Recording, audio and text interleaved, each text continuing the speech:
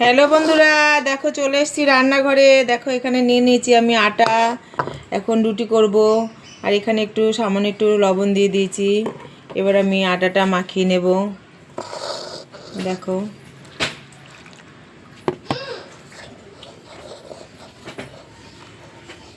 সকালে এখন চা রুটি হবে। আজকে কেউ বাড়িতে নেই, আমি আর আমার বৌমা, আমার নাতনি, আর কেউ বাড়ি নেই। এখন কি করব রান্না, তাই বলছি কি সকালে চল আমরা চা রুটি খেয়ে নেই, তারপরে দেখি দুপুরবেলা কি রান্না হয়।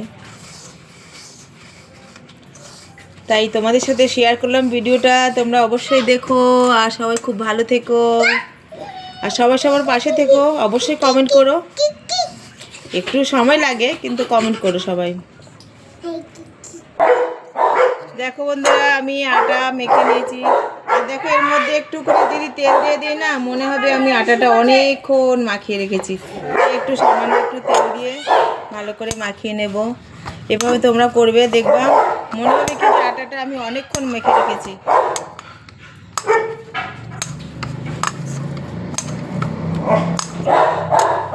দেখো কত সফট হয়ে গেছে, দেখো খুব সুন্দর সফট হয়ে গেছে। এবার আমি রুটিটা করব। একটু তেল দিলেই কিন্তু এরকম হয়।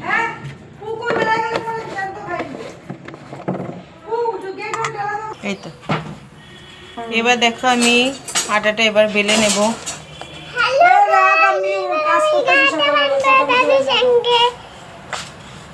দেখো আমার নাতনি পাশে দাঁড়িয়ে ভিডিও করছে। তোমরা কিন্তু অবশ্যই কমেন্ট করো। দেখো আমাকে কাজ করতে দিচ্ছে না। আরে আমার নাতনি রে, দেখো কি করে দিল রুটি।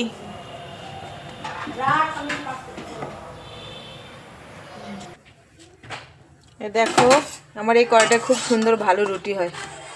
মানে গ্যাসটা তুমি ফুল করেও নেই, তাও কিন্তু আমার রুটি পুড়বে না। দেখো বন্ধুরা, তোমরা অবশ্যই ভিডিওটা দেখো। আর দেখো আমার এই কড়াই এত সুন্দর, একটু রুটিও পড়ে না। দেখো সুন্দর একটা হয়ে গেল। এটা আমি এবার নামিয়ে নিলাম। আবার আরেকটা ভেজে নেব। গোপালকে একটু গুড় দিয়ে ভোগ দেব।